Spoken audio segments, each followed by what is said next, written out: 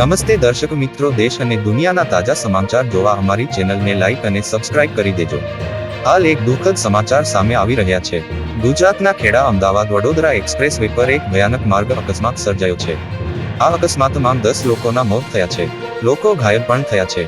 આવી સ્થિતિમાં મૃત્યુઆંક વધી શકે છે. પાછળથી આવતી કારે ટ્રેલરને ટક્કર મારતા અકસ્માત સર્જાયો હતો.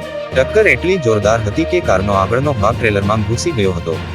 અકસ્માતની માહિતી મળતા જ પોલીસ ઘટના સ્થળે પહોંચી ગઈ હતી. લોકોને તાબડતોબ હોસ્પિટલ લઈ જવાયા હતા. આ અકસ્માતમાં 10 લોકોના મોત થયા હતા.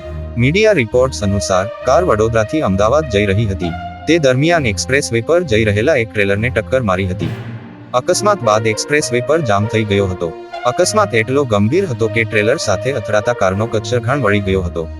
આ ભયાનક માર્ગ અકસ્માતમાં 10 લોકોના મોત થયા છે, જેમાં 8 લોકોના ઘટના સ્થળે જ મોત થયા હતા. અકસ્માત સમયે કારની સ્પીડ ખૂબ જ ઝડપી હતી.